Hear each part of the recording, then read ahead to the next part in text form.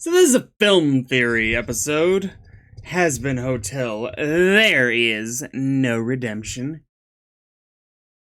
And this one struck me because probably not for whatever lore-based reasons he's going to state. I actually agree on a theming aspect. I sort of expect that it's going to come down to everyone just focusing on making hell better than it currently is, rather than just the hope that those from heaven are going to step down and be like, hey, you are better, and just allow people to go up. Added to that, the fact that some people getting better would undoubtedly be doing so only to get to heaven, and I don't think that's going to work. I think you'd have to be for the sake of betterment in and of itself.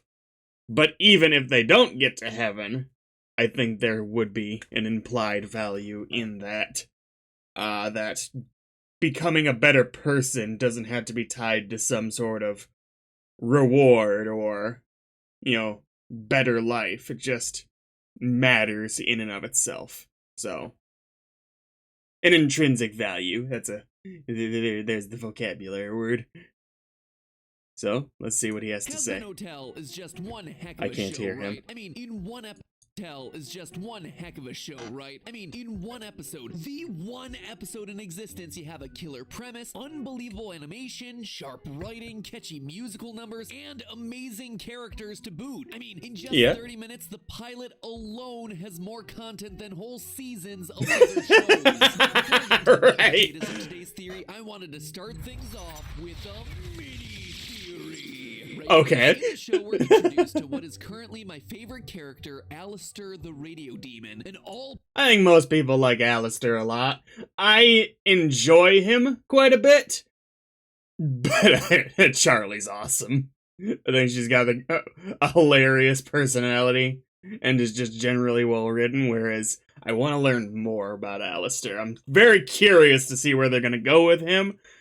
Because I worry for his character that although I love him now, he could end up feeling too gimmicky down the line. Powerful being who, we're told, just appeared in the underworld one day. Alistair manifested in hell, seemingly overnight. And from there, he just wrecked house, showing power and control in a way that no one ever had. As they describe it in the show, many have speculated what unimaginable force enabled him to rival our world's most ancient and destructive. Speaking of, the animation they use in this scene sort of reminds me how they do the certain clips in the video game Don't Starve, which is excellent. I recommend it. Just a thought I had.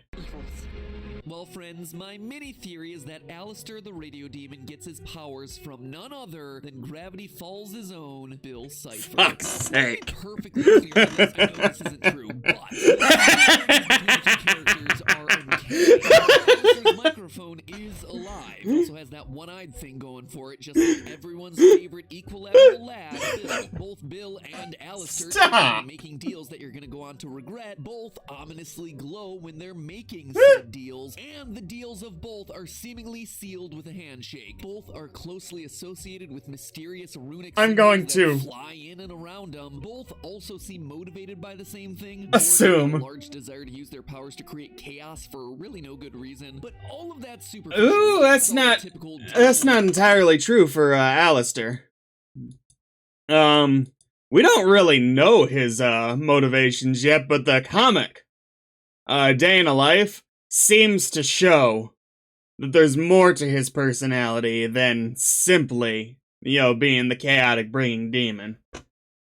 Good reason, but all of that's superficial, right? It's all typical deal with the devil business. No, it's the whole radio demon thing that gets me. Alistair's voice in Hazbin Hotel sounds like an old-timey radio, which is cool. It's very creative characterization, but it also just feels random. Too random. They even show an example of the types of radios that he broadcasts on, and they're the type that are pulled straight out of the late 30s and early 40s. Now, why would I care about that? Well, Bill Cipher is most closely associated with one particular song, We'll Meet Again, a love song that was made popular by the singer Vera Lynn. It's a great song, all-time classic. But why I bring it up here is that it was first made famous during World War II. Okay. Which, you know it, just so happened to be during the late 30s and early 40s. Yeah, that's... the exact time okay. Alistair's voice is drawn from. The timeline matches up. So could it be that the reason Alistair is so powerful when he first enters the underworld is that he has the powers of Bill Cipher? The way he got going back there, I was like, ooh, it sounds like he's dropping some pretty hardcore, like, wait a second information. But it's just like, oh, they based a character off of World War II America. No one's ever done that. I know he's just, you know, he said it's not, he knows it's not true, and it's just fun, but this is just, wow. Probably just inspiration the creator of the series got from Gravity Falls. Still, it is my I personal don't, canon for now. I don't even think it's that much. I don't. Actually, no, I'm pretty sure Alistair has been in concept and creation long before Gravity Falls came out, if I'm not mistaken, along with many of her other characters. I don't know how far along in the creation process she was with most of them, but I actually do not think that's true. Not only are the similarities a little too superficial, I think, but I think that she made him first, actually. Still, it is my personal headcanon for now. But hey, that's just a theory. A film theory. And look, the episode hasn't even started yet. Hello, Internet. Welcome to Film Theory, where we'll meet again. Do know where, do know when. It'll be 1 week from today when we have another upload, hence why you should subscribe in the next 5 seconds. Okay. By the way, while you're down there crucifying the subscribe button, leave a comment. Are you a Gravity Falls fan? And if you are, who is your favorite character? Just curious if that... I do this stuff too, and I hate doing it. I wonder how he feels about it. One of these days. Something tells me not a show where one of the Not to the elaborate level he does. Then again, he did show up in I believe, an official Rick and Morty short, didn't he? So stranger really? things have happened. Anyway, huh? You know what they say, the devil's in the details. Oh, we're talking about Bill Cipher. WandaVision, get out of this theory. That I knew about. You're done. We've dedicated enough theories to you. Get out of here. Right. Anyway, today we're going to be looking into a project that a lot of you have been... For the record, I tried reacting to the WandaVision theories, and it was mostly... he was too correct for there to be any value in my reaction, so I didn't put them up. Maybe I'll supercut them at some point, something like that, but it was just... it was not... I couldn't justify, you know, putting up the video, and it's just me sitting here the entire time, like, oh, you got that, you got that. I had some stuff to say, but not enough. I felt that it was a good video. Me to do for quite some time. Hazbin Hotel. This dark and very adult comedy aired its pilot episode on YouTube back in October of 2019, before eventually being picked up to become a full-run show in August of 2020. So I was kind of holding off until we heard about a release date or more news, but sadly, there's been nothing since. Hopefully, we'll find out more soon, because there are all kinds of juicy, weird things before eventually being picked up to become a full-run show in August. I feel like that's the news. It takes time to make these shows. So I was kind of... it'd be one thing if this was a huge studio she'd started with, and they'd been going on that long since then.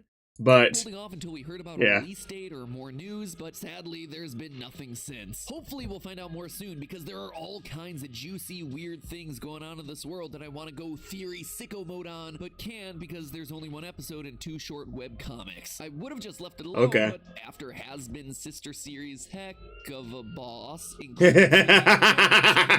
YouTube monetization. Not gonna brag, but they're kind of my bat signal. So we'll save the juicy lore mystery for when fair there's, enough. You know, a bit more lore in the series to analyze. Instead, what I want to focus on today is the core premise behind the show. All right, so you're going biblical. Is that there's limited room in Hades for souls, and the place is currently full to the brim, resulting in an annual purge event they call the Cleanse. We lost so many souls, and it breaks my heart.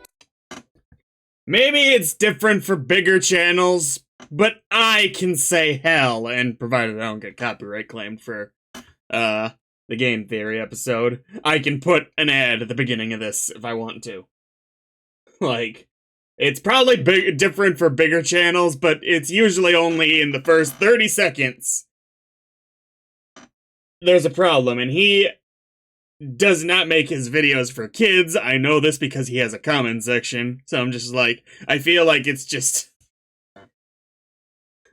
it's much ado about nothing whenever he brings up that kind of stuff. Being slaughtered every year. Our protagonist Charlie, Princess of Heck, hopes that as an alternative to cleansing each year, she can instead run a hotel that rehabilitates wayward souls so they get sent off to the good place, where obviously they'll meet Ted Danson and eat froyo. So, I've been thinking, isn't there a more humane way to hinder overpopulation? Also, if you say a few of the more colorful swear words, that can get you in a little bit of trouble. Here in hell, perhaps we can create an Hey, Blitz! way to change souls Halloween to costume version. redemption. And despite the fact that pretty much every character doubts that she can do it, well, gosh darn it, her and her ragtag band are gonna try. And of course, sing plenty of musical numbers along I mean, the way. But the maybe. question I want to know, what I need to solve as we wait for any news about this series, is what she has to do to make a difference. Like, if her goal is to replace the cleanse by rehabilitating enough souls to clear out room and heck, how many souls are we talking about here? How big does this hotel have to be? Just how outlandish are Charlie's plans? I mean, Long it's story short, pretty big the building. population of Hades is bursting. What is it gonna take to reach an equilibrium? Perfectly balanced, as all things should be. I actually don't tend to believe that it's because of overpopulation that they do the cleanse. I think that they're just bastards who are like, hey, let's go kill some demons! So I don't think if there was a population decrease in hell, they would change their behavior much at all. That is my opinion on the matter. That's right, theorists. Today we're pulling a classic reverse Thanos by balancing the population, except this time everyone's already dead. So let's start by outlining this crazy universe. Between the two shows helmed by creator Vivziepop, we've been told a lot about the machinations of this underworld. We learn from the opening song of Hell of a Boss Episode 2 that there are 7 rings in Heck, similar to the layout of Dante's Inferno, Got it. minus 2. And if the 7 rings collapse, although the day could be my last. That was so cool. This was such a great episode. There might have been 9 at one point, as the 9 circles are referenced in the pilot episode of Hazbin. What in the 9 circles makes you think a single dead So, okay. would give That's a good point. about becoming a better person? But since then, apparently, it's collapsed back down to 7, with each being named after one of the 7 deadly sins. However, despite being a bunch of ringed It's the... I know this because of ReZero reactions, people cluing me in to the other 2 sins that are generally absorbed by, I believe, envy. What's it called? Shoot. Smart person time here, one moment. The other 2 are vainglory and melancholy. I almost said melancholy. Megamind ruined me on that one. Basically, the later models merged them into other sins, whereas ReZero actually goes by the 9 sin model. And I wonder if there's doing a similar thing here in Hazbin Hotel and Hell of a Boss. with each being named after one of the 7 deadly sins. However, despite there being a bunch of ringed layers Attack on Titan style, only the top ring, the Pride ring, matters for our calculations today. You see, Okay. according to this official post on Twitter, quote, dead sinners can only exist on the top ring, Pride. Other rings house native-born demons, and human souls aren't allowed to travel between the rings. Oh, and Canadians are kept elsewhere because of reasons. The town for the Canadians in hell. It's just a little Canada. Did she really said that? It's called Heck. Don't you love it when lore is made Wait. on the fly during a live stream? Now, as I mentioned, It's just a little Canada. The It's Canadian part of hell is just. So why are they allowed to say hell?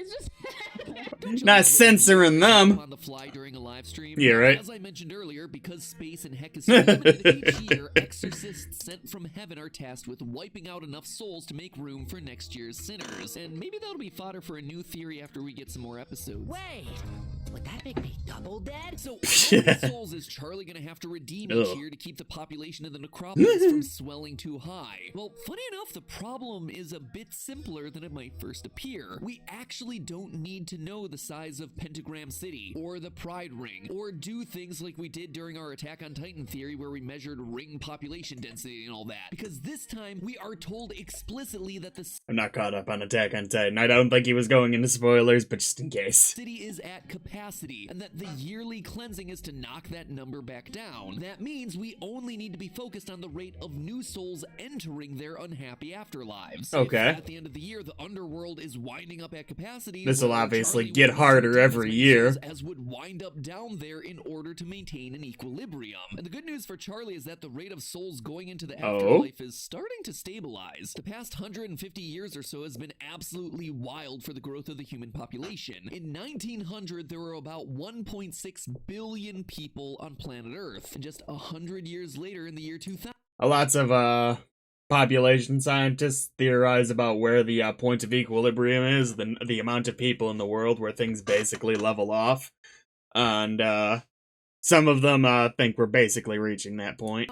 that number had reached 6 billion. Fast forward another 20 years to today, and we're at 7.8 billion people. Luckily, for everyone and everything on planet Earth, that number is no longer increasing at anywhere near the same rate it was back then. Humanity's growth rate is slowing. And for more on why that's happening, you can actually check out our classic episode about why Thanos' plan in Infinity War isn't as crazy as it might initially sound. Long story short, people are investing more time into their children and are thus having fewer of them, causing the population to overall level out. Sociologists have made various estimates about where the population will eventually level out, but reasonable guesses put the total somewhere between 10 and 12 billion people. Certainly a lot, but also not super far off from where we are right now. Yeah, right. The death rate is also constantly fluctuating, but has, in general, been falling for the past century. In fact, it's thought that the death rate actually bottomed out in 2018. Projections made by the United Nations already estimate that death rates will begin rising again over the next few decades, as the population begins to age and as demographic shifts towards poorer countries put a larger share of the population in situations with worse medical conditions. But 2018's global death rate was 7.546 deaths for every 1,000 people. With a global population of 7.58 billion in 2018, that would mean that roughly 57.2 million people died in that single year. But of course, not all of those people are going down below, if you know what I mean. Only the sinners are. Now, in the show, we see depictions of all sorts of sinful activities. Everything from murder to the usage of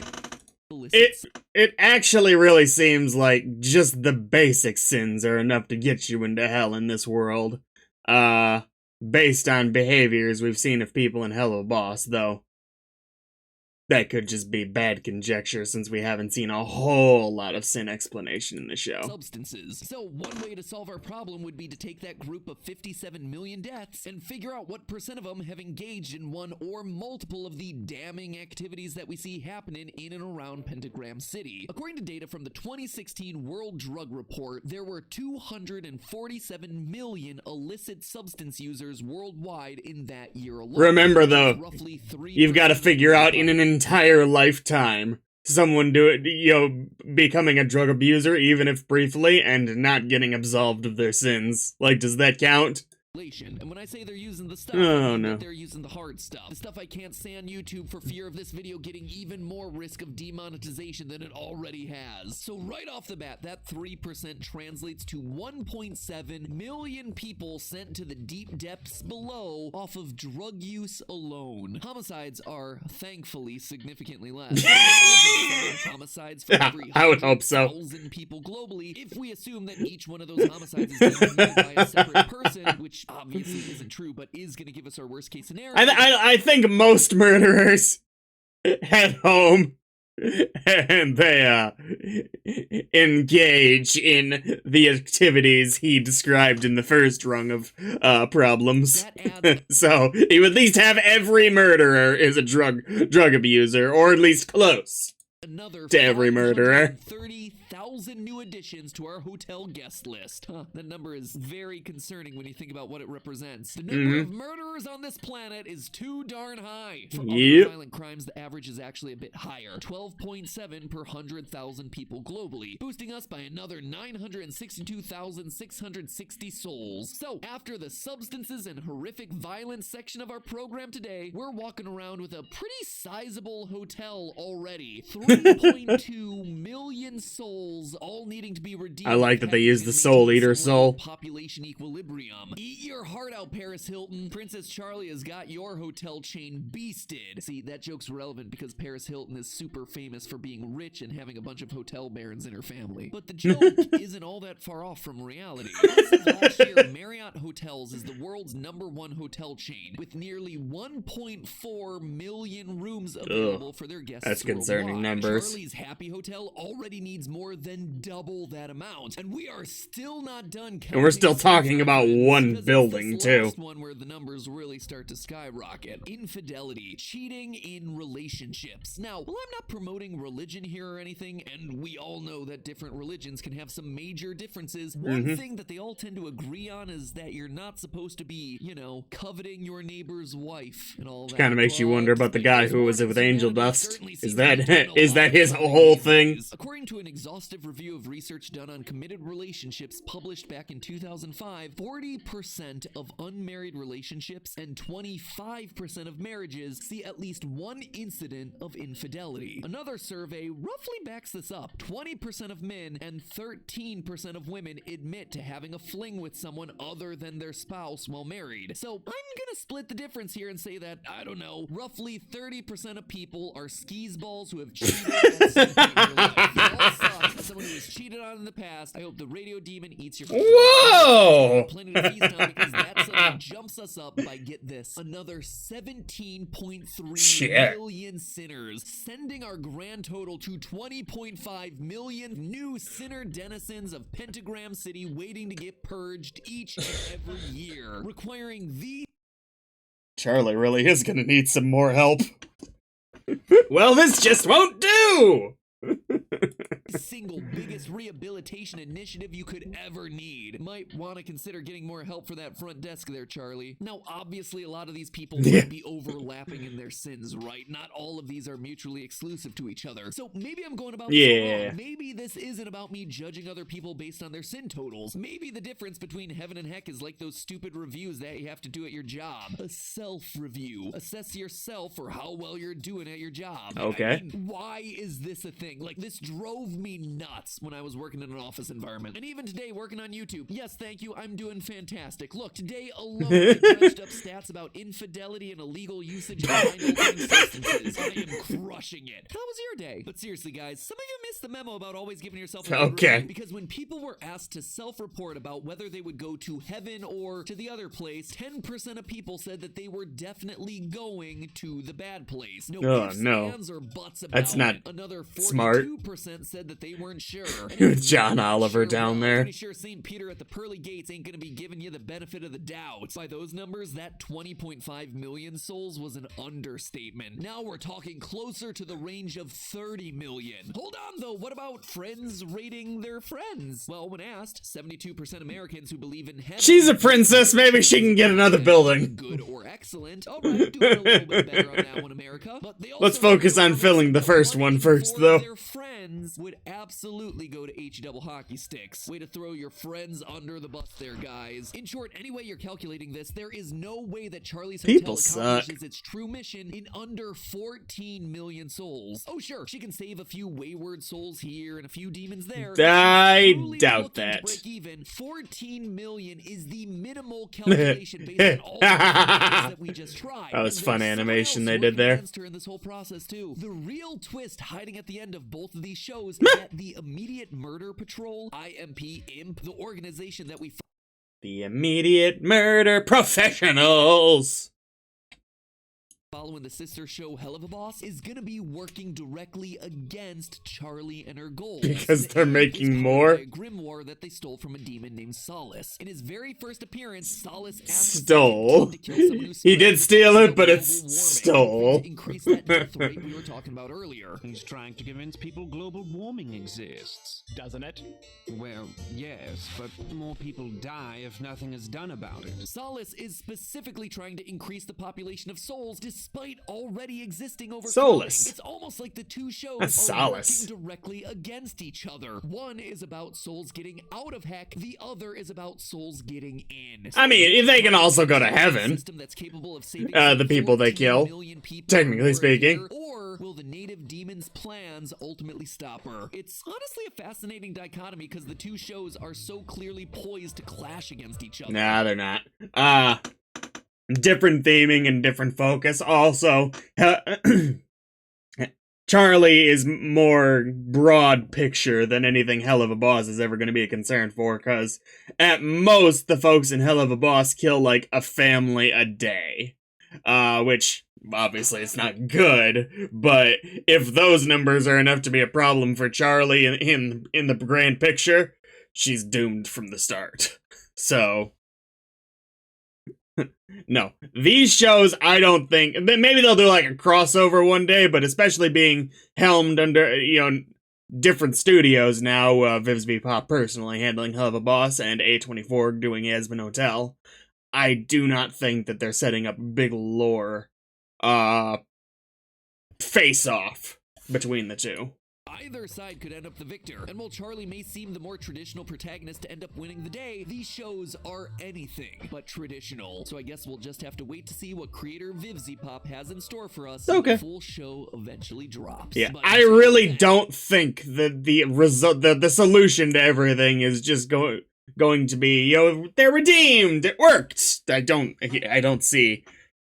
think heaven's gonna be that cool in this world. We've gotten little inklings that, well, I mean, they're coming down and slaughtering a bunch of demons. Heaven can't be that great in this world. Some of them not even that evil, for the record. Oh. Also, if I'm not mistaken, Vivsy Pop's mission statement for the two shows, Hazbin Hotel is more focused on a story. Hell of a Boss is more focused on the journey of the characters themselves.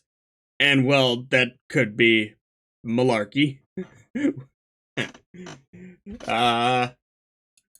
It's all we'll see. Just a theory, a film theory. And before you head out for the week, let's give a big thank you to today's sponsor, the world's premier streaming service. I'll let it for play his thriller sponsor, and okay. Supernatural content, Shudder. Much like Hazbin Hotel, Shudder is filled with countless dead souls of the most despicable variety. Gotta admit, Charlie would have one heck of a. I actually used Shudder for a few of my What makes horror films so great. hashtag not sponsored. I actually used Shudder for a few of my October Halloween movie reactions, and it was helpful. So we'll call this a bonus plug for them. It works. So there you go. Haha. Right? The worse the villain, the more exciting the movie. And with Shudder, you get access to all the most exciting horror, supernatural, and thriller movies out there. The largest collection of acclaimed horror movies and series streamed right to your favorite devices for just $5.99 a month. We're talking access to their unique collection of exclusive and original films, series, and classics, all ad-free. And new titles are being added weekly. Both old classics, Alrighty like the then. Cage cult movie Vampire's Kiss from 1989, and new favorites Of course such as he did a the movie like that. film from Oh no. foreign language film, Was that the one where he had the big crazy face on him? This was actually my choice for Valentine's Day date night, and I may or may not have been misled by the title. Stephanie chose La Llorona for us to watch last week because she had heard such good things. One of us clearly has more refined taste. If you're not familiar with it, La Llorona blends together the terror of both myth and reality into a devastating expose of the genocidal atrocities against the Mayan community in Guatemala. It won Best Film at the 2019 Venice Film Festival and was an official selection attraction to Sundance 2020. It is not a light-hearted romp through the roses, my friends, but I gathered. It is a great movie that I highly recommend you check out when you're in the right mood for that sort of thing. Let me just say, we did not choose to watch that one on Valentine's Day, and probably a good decision. Anyway, that's just a small selection of what Shudder has to offer, so go and take a look for yourself. I am positive that there is going to be a bunch on there that you're going to absolutely love. All you need to do to try Shudder for free for 30 days is go to shudder.com. That's SHUDDER, as in, ooh, I've got a cold chill down my back, Shudder, not, ooh, I'm going to shut the windows with my shutters. And then make sure you use the promo code Film Theory on your way out. That's FILMTHEORY, Film Theory. You will not be disappointed. You will be shaken and a little bit scared. Perhaps you will have peed yourself a little bit, but you will not be disappointed. I mean, if you're interested, go do that for him. It'll help him out. Lights to my recording closet. Fun fact, I used to record all my audio just from the light of my phone screen. Yeah, not anymore. Thanks a lot for that one, Shudder. We're talking tanning bed levels of illumination happening in here. Anyway, go check it out. Only $5.99 I know that feeling. Countless hours of horror. Now, if you'll excuse me, I need to go check out yet another Nicolas Cage movie for an upcoming theory. And in the meantime, I'll see you all next week. Perfect. I mean, overall, it's a good math theory, but I do not think it's going to become a focus for the show. Is solving the math, the logistics of the math of this world. I think there's a more fundamental change Charlie's going to need to accomplish to stop this from being a problem in the first place, rather than, you know, trying to figure out how to save tens of millions of souls every year. That's my opinion. It was a fun video, though. I'm looking forward to his lore ones next time.